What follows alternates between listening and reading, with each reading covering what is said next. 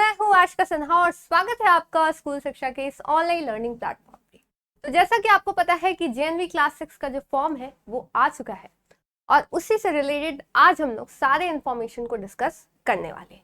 तो अगर आप जेएनवी क्लास 6 के एंट्रेंस की तैयारी कर रहे हो तो ये वीडियो आपको कंप्लीट इन्फॉर्मेशन देने वाली है, जो भी एस्पेक्ट्स है आपकी, चाहे वो फॉर्म से रिलेटेड हो, एडमिशन से रिलेटेड हो, सिलेबस से रिलेटेड हो या फिर एलिजिबिलिटी क्राइटेरिया, रिजर्वेशन क्राइटेरिया, जो भी हो, हर एक चीज हम लोग यहाँ पे आपको बताने वाले हैं। ठीक है, तो ये इन्फॉर्मेशन हमें कहाँ से मिली है? तो ऑफिशियली जो जेएनवी ने अपना प्रॉस्पेक्टस जो वो हर साल रिलीज करती है क्लास 6 के लिए, उसने अपना रिलीज कर दिया है। ठीक है, तो उसी को हम लोग यहाँ पे पढ़ेंगे, समझेंगे एक एक चीज को। ये आपको जो है वो हमारे टेलीग्राम चैनल पे भी दे दिया जाएगा, ऐसे जेएनवी के ऑफिशियल वेबसाइट पे भी अपलोडेड है, आप वहां से भी चेक कर सकते हैं। ठीक है, तो आज इस प्रोस्पेक्टस को हम लोग यहाँ पे अच्छे से समझेंगे और डिटेल में भी वीडियो आएगी। मैं पहले ही बता दूं, हम लोग यहाँ पे एक ओवरव्यू लेने वाले हैं और डिटेल में भी आपको सारी वीडियोस जाएंगी कि सिलेबस क्या होगा, एलिजिबिलिटी क्राइटेरिया क्या होगी और साथ साथ इसी चैनल पे आपको इसकी प्रिपरेशन भी कराई जाएगी। तो अगर आप जेएनवी क्लास 6 की तैयारी कर रहे हो तो आप चैनल को जरूर से सब्सक्राइब करें ताकि आगे आने वाली इंफॉर्मेशन प्लस आपकी जो प्रिपरेशन है वो भी अच्छे से हो पाए। तो चलिए वीडियो को शुरू करते हैं, यहाँ पे समझते हैं।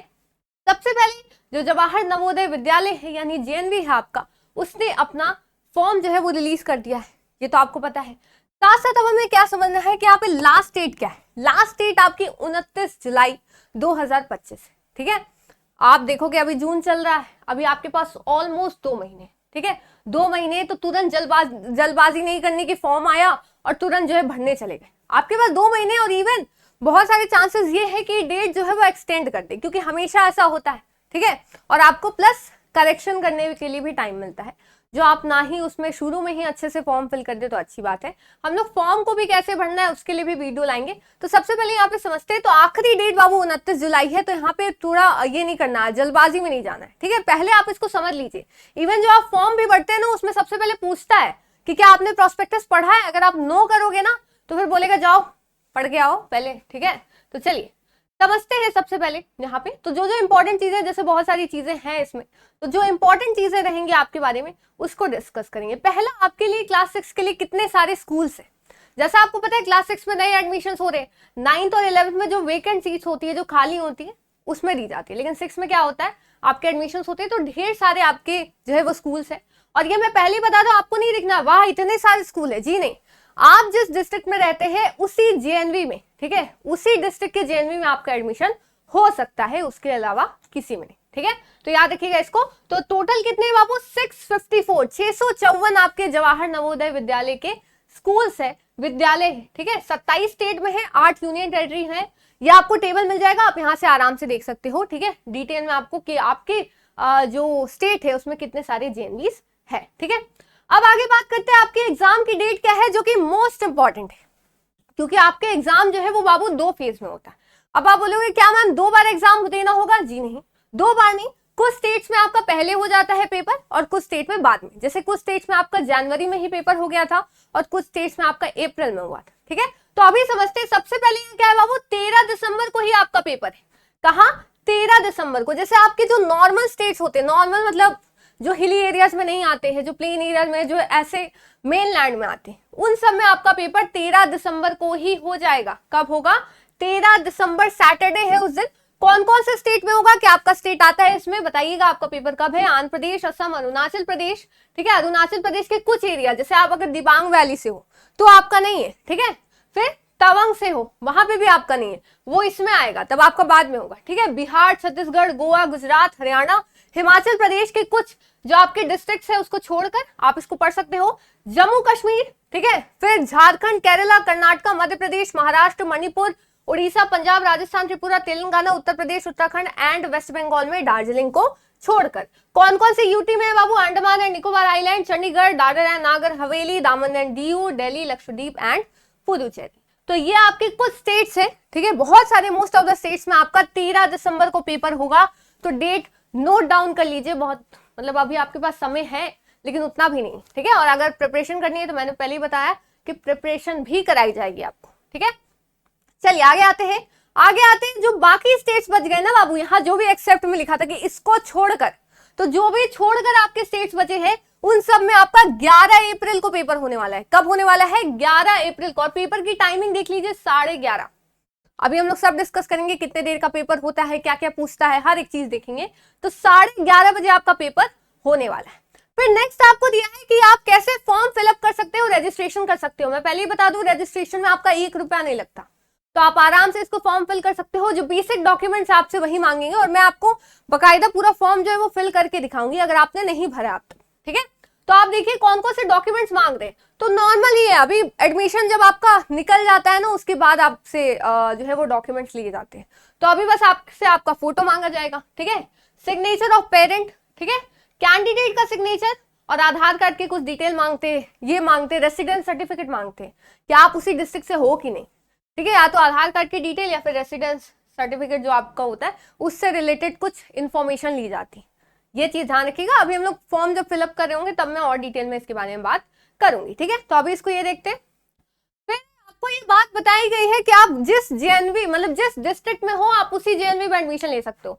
उस जेएनवी में आपके जितनी सीट होगी आपके पूरे डिस्ट्रिक्ट पूरे जिले के बच्चे उसी सीट के लिए कंपीट कर रहे होंगे, ठीक है। तो इसको ध्यान रखिएगा। और कोई भी चीज बाद में आप चेंज नहीं कर सकते। जो भी डेटा है, करेक्शन विंडो भी आएगी ना, तो आप कुछ ही डेटा जो है वो चेंज कर सकते हो। जैसे आपके कुछ दिक्कत हो गई किसी चीजों में, जैसे आप जेंडर आपने गलती से गलत भर दिया, एरिया गलत भर दिया, आपकी कैटेगरी मतलब आप ओबीसी हो, जनरल हो, एससी हो, एसटी हो, डिसेबिलिटी, मीडियम ऑफ एग्जामिनेशन, तो ये सब आपने गलत भर दिया, तब करेक्शन विंडो जब आएगी जहां पे आपको सही करने का मौका दिया जाएगा, वहां पे ये चेंज होगा। ये नहीं आप फोन नंबर चेंज करना चाहते हो, आप आधार कार्ड नंबर चेंज करना चाहते हो, ये सब चेंज नहीं होगा, ठीक है। इसको ध्यान रखिएगा। अब कुछ और बातें हैं मैं आपको यहां पे बता दूं। ये तो हो गया। फिर अगर बात करें तो अर्बन एरिया और रूरल एरिया वाला, ठीक है, क्या आप शहर से आते हो या गांव से आते हो। आपको पता है कि जवाहर नवोदय विद्यालय जो है जेएनवी आपका रूरल स्टूडेंट्स के लिए ही बनाया गया था, उनके अपलिफ्टमेंट के लिए, उनको आगे लाने के लिए स्कूल जो है बनाया गया। तो जो भी आपके रूरल एरियाज ग्रामीण क्षेत्रों के जो बच्चे होते हैं उनको 75% जो है वो रिजर्वेशन दी जाती है। मतलब अगर 100 सीटें हैं तो 75 सीटें सिर्फ आरक्षित होंगी जो ग्रामीण क्षेत्र के बच्चे उनके लिए, ठीक है। तो बाकी जो 15 मतलब जो 25% है वो आपके अर्बन एरियाज के लिए होंगे। तो अगर आपकी स्कूलिंग किसी अर्बन एरिया के स्कूल से हुई है तो आपको अर्बन एरिया का ही माना जाएगा।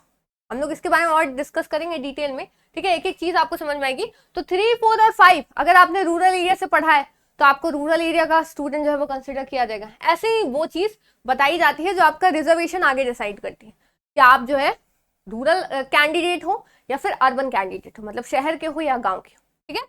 तो इसको ध्यान रखिएगा। ओबीसी में हो आते हो अगर आप, क्योंकि रिजर्वेशन आपका कास्ट के बेसिस पे भी है, कैटेगरी के बेसिस पे, तो अगर आप ओबीसी के अंतर्गत आते हो तो आपको सेंट्रल लिस्ट वाला कास्ट सर्टिफिकेट जो है वो बनाना पड़ेगा, ठीक है। तो इसकी याद रखिएगा, सेंट्रल वाला चाहिए होता है, क्योंकि एससी एसटी में वो चीज नेसेसरी नहीं है। आपका ईडब्ल्यूएस वाला भी इसमें नहीं है, बस ओबीसी वाला है। तो इस चीज को ध्यान रखिएगा। ये तो मैंने बता दिया करेक्शन विंडो वाला। एडमिट कार्ड जो है आपका बाद में आने वाला है, ठीक है, बाद में आएगा जब एप्लीकेशन पोर्टल पे ही आपको दिखाया जाएगा। आपको जैसे ऐसे नहीं है कि बहुत लोग पिछले सेशन में बोलते क्या हमें ये पोस्ट किया जाएगा, मतलब दिया जाएगा, भेजा जाएगा, जी नहीं, आपके एप्लीकेशन पोर्टल पे ही आएगा। आप वहां से डाउनलोड कर सकते हो पीडीएफ और उसी पीडीएफ को प्रिंट करा के आप एग्जाम में देने जाएगा, ठीक है। इसको ध्यान रखिएगा। आगे आते रिजल्ट कैसे आएगा, तो रिजल्ट भी आपका उसी समय आएगा। मई में आपका मतलब मार्च में आने का है ये, ठीक है। रिजल्ट जो है देख लीजिए समर बाउंड का, और जो आपका विंटर बाउंड है वो 1 मिनट मई में आने की, वो मार्च में आएगा और ये वाला मई में आएगा। यानी पहला फेज का आपका एग्जाम होगा उसका आपका मार्च में आएगा, जो दूसरे फेज में आपका पेपर होगा उसका आपका मई में आएगा। तो आप जिस भी डिस्ट्रिक्ट से आते हो तो आप उस हिसाब से देख सकते हो कि आपका अगर अप्रैल में पेपर है तो आपका मई में रिजल्ट आएगा, दिसंबर में है तो आपका मार्च में आएगा, ठीक है। कुछ चीजें हैं। अब ये जो एडमिशन के बाद का है, जब आपका रिजल्ट आ जाएगा तो इसके बारे में बात करेंगे, लेकिन अभी फिलहाल जो इंपॉर्टेंट बातें वो मैं आपको बता दूं कि सिलेबस क्या आता है, ठीक है, एलिजिबिलिटी क्राइटेरिया क्या है, उसके बारे में थोड़ा बात कर लेते हैं। तो हु इज एलिजिबल, ये भी बात है। तो एलिजिबल कौन है भाई, तो सबसे पहले क्लास 6 जो आपका एडमिशन होगा, तो क्लास 5 में जो अभी पढ़ रहे हैं वही लोग पेपर दे सकते हैं। ये नहीं कि आप अभी क्लास 6 में अगर पढ़ाई कर रहे हो, ठीक है, तो आप पेपर दे दो, ऐसा नहीं। आप क्लास 5 में भी होने चाहिए, तब आप अगले साल क्लास 6 में जाओगे तभी आप पेपर दे सकते हो, ऐसे आप पेपर नहीं दे सकते, ठीक है। और आप जिस जेएनवी में जाना चाहते हो उसी डिस्ट्रिक्ट में आपको रहना होगा, जिस डिस्ट्रिक्ट में वो जेएनवी है, जिस जिले में वो जेएनवी है, ठीक है। और आपका सिर्फ जेएनवी एसटी से एडमिशन होता है, ऐसा नहीं कि कुछ और आपका चल रहा है, कोई और टेस्ट हो या अलग से आपका एडमिशन हो, जी नहीं। आपने अगर ये एंट्रेंस टेस्ट दिया होगा तभी आप एडमिशन ले सकते हो, ठीक है। सॉरी, चलिए यही सारी चीजें हैं। फिर अगर वो क्लास 5 आपने पहले ही पास कर लिया इस साल, तो आप नहीं दे सकते। आप अगले साल 2026 में अगर पास करोगे तभी आप दे सकते हो, इसको ध्यान रखिएगा, ठीक है। और आपका जो ये है एज क्राइटेरिया है, वो आपका क्या है कि आप 1 मई 2014 से होने चाहिए, ठीक है। और 1 मई 2014 से आपका पहले जन्म नहीं होना चाहिए और 31 जुलाई 2016 के बाद नहीं होना चाहिए, इनके बीच में होना चाहिए, ठीक है। तो आप अगर 1 मई 2014 के बाद और 31 जुलाई 2016 के पहले अगर आपने जन्म लिया, डेट भी मैटर करती है, तो ही आप दे सकते हो। अगर इसके बाद में या पहले आपका बर्थडे आता है तो फिर आप नहीं दे सकते, ठीक है, इसको ध्यान रखिएगा। फिर आपको एडमिशन दिया जाता है, हर एक चीज जो रिजर्वेशन क्राइटेरिया होती है वो सब चीज के बारे में डिस्कस करेंगे। तो ये आपको एक छोटा सा मेरे हिसाब से ओवरव्यू मिला होगा कि कैसे जो है इसका एडमिशन लिया जाता है, ठीक है। और जो भी आपको डाउट्स है वो कमेंट सेक्शन में पूछ सकते हैं, हम लोग इसका एक ओवरव्यू ले रहे हैं, हम लोग मेन जो बातें वो डिस्कस करेंगे, क्योंकि आप देख सकते हो प्रोस्पेक्टस बहुत ज्यादा बड़ा है और इसको बहुत डिटेल में समझ के ब्रेक डाउन किया जाएगा आपके सामने, एक एक चीज आपको समझाई जाएगी, ताकि आपके एग्जाम तो अच्छा दे दोगे, बाकी जो प्रोसेस है उसमें आपकी कोई गलती ना, ठीक है, ये ध्यान रखिएगा। अब आते हैं, जैसे मैंने बताया, रूरल एरियाज के जो स्टूडेंट्स हैं उनको 75% का रिजर्वेशन दिया जाता है, ठीक है, बाकी जो है वो अर्बन एरियाज के होते हैं, तो ये ध्यान रखिएगा। ट्रांसजेंडर जो कैंडिडेट्स है, ठीक है, जो एक मेल हो गए, एक फीमेल हो गए, एक ट्रांसजेंडर कैंडिडेट्स हो गए, उनके लिए एज सच कोई कैटेगरी नहीं है, उनको बॉय के ही कैटेगरी में रखा जाता है और वो उसी कास्ट वाले कैटेगरी में आते हैं, ओबीसी में, एससी में, एसटी में, ठीक है, दिव्यांग में या रूरल अर्बन जो भी हो, आप उसी कैटेगरी में, इनके लिए कोई अलग से कैटेगरी नहीं, इनको बॉयज में ही कंसिडर किया जाता है, ठीक है। चलिए आगे बात करते हैं, अब थोड़ा सिलेबस पे आते हैं, ठीक है। ये तो डॉक्यूमेंट्स है जो आपको बाद में सबमिट करने होंगे, तो अभी इसके बारे में बात करने की मतलब नहीं है। सेंटर के बारे में, तो सेंटर आपका सेंटर कहाँ जाएगा पेपर का, तो वो आपका एडमिट कार्ड में ही लिखा रहेगा, जो ऑब्वियसली हर एक एग्जाम में होता है, तो उस पर आपको पता ही है। अब आते हैं थोड़ा सिलेक्शन के बारे में समझते हैं, लैंग्वेज के बारे में, उस टाइप के, मतलब जो आपका एग्जाम होगा उसमें, तो आपका जितने भी यूटी है तो आपके पास ये ऑप्शन है कि आप अपनी लैंग्वेज में पेपर दे सकते हो, हिंदी, इंग्लिश या कोई और लैंग्वेज में, ठीक है, तो ये ध्यान रखिएगा। तो ये सिर्फ 6 क्लास में होता है ऐसा, ठीक है, बाकी में इंग्लिश हिंदी होता है। अगर आप मान लेते हो उत्तर प्रदेश से, ठीक है, उत्तर प्रदेश से, तो आप इंग्लिश हिंदी और उर्दू में पेपर दे सकते हो, उत्तराखंड में हो तो इंग्लिश हिंदी उर्दू में दे सकते हो, पंजाब में हो तो इंग्लिश हिंदी पंजाबी में दे सकते हो, ऐसे आप जिस भी अपने रिस्पेक्टिव स्टेट से हो, जिस भी राज्य से हो, आप यहाँ से जाके इसको देख सकते हो, ठीक है। चलिए अब टेस्ट के बारे में, जो हमारा मेन है कि आपका टेस्ट जो है वो कितने मार्क्स का होता है, कितने देर का होता है, हर एक चीज समझते हैं। तो 2 घंटे का पेपर होता है बाबू, आपका 11:30 बजे से है, तो आपका 11:30 से 1:30 तक चलेगा, ठीक है, 1:30 तक चलेगा। आपका ऑफलाइन मोड में पेपर होता है, 3 सेक्शन होंगे आपके, ठीक है, 80 क्वेश्चन होंगे, जो टोटल 100 मार्क्स के होंगे, ठीक है। तो आपका 100 मार्क्स का पेपर होगा, 80 क्वेश्चन आएंगे, 2 घंटे का पेपर होगा। याद रखिएगा क्या क्या पूछेगा आपसे, लैंग्वेज पूछेगा, ठीक है, लैंग्वेज पूछेगा जो आपका आता है, जो भी चूज कर रहे हो वो। तो 20 क्वेश्चन आपके उससे आते हैं, 25 मार्क्स के, ठीक है, 30 मिनट का समय आपको अप्रोक्स मिल जाता है उसके लिए। फिर अरिथमेटिक टेस्ट, मतलब अरिथमेटिक टेस्ट आप ऐसे कर सकते हो, जो मैथ्स वाला पोर्शन है वो आपसे पूछा जाएगा।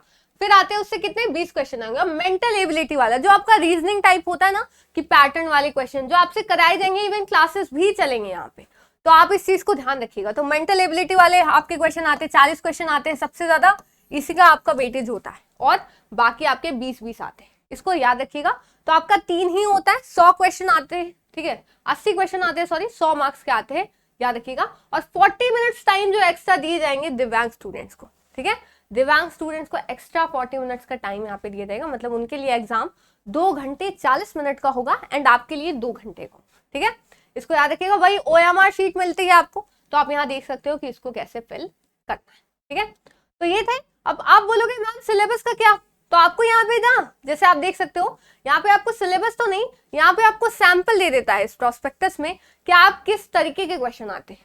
तो हम लोग इसको एनालाइज करके PYQ उसको देख के हर एक चीज, मतलब पहले जो भी प्रश्न आए हैं आपके एग्जाम में, उन सब चीजों को देखते हुए हम लोग इसका आपको डिटेल्ड में, ठीक है, डिटेल्ड वीडियो देंगे, जहां पे आपको सिलेबस, एलिजिबिलिटी क्राइटेरिया, कि आप क्या क्या रूल्स है जिसके वजह से आपको एडमिशन मिलेगा, मतलब वो होने चाहिए तभी आपको एडमिशन मिलेगा। रिजर्वेशन आरक्षण किन किन चीजों में है, कितने स्कूल्स है, एग्जाम की डेट और जो स्टेट्स है वो डिटेल में आपको हर एक चीज प्रॉपर अलग अलग वीडियो में देंगे। तो ये आपकी कंप्लीट डिटेल थी जेएनवी क्लास 6 में अगर आप एडमिशन लेना चाहते हैं तो उसके लिए, ठीक है। तो सिलेबस के लिए प्लस आपका जो कंपोजिशन है टेस्ट का, ठीक है, जो पैटर्न है, एग्जाम पैटर्न है, हर एक चीज पे वीडियो आएगी, प्लस वो सारी चीजें हम आपको पढ़ाने वाले भी हैं। तो उम्मीद है आपको चीजें समझ में आई होंगी। अगर कोई भी आपको डाउट हो तो आप कमेंट सेक्शन में पूछ सकते हो। ऐसे ही आपको वीडियोस मिलते रहेंगे इन्फॉर्मेशन के लिए और आपके प्रिपरेशन के लिए भी। तो चैनल को जरूर से सब्सक्राइब कर दीजिए ताकि आपसे कुछ भी मिस ना हो। तो फिर मिलते हैं नेक्स्ट वीडियो में, तब तक के लिए thank you so much and bye bye.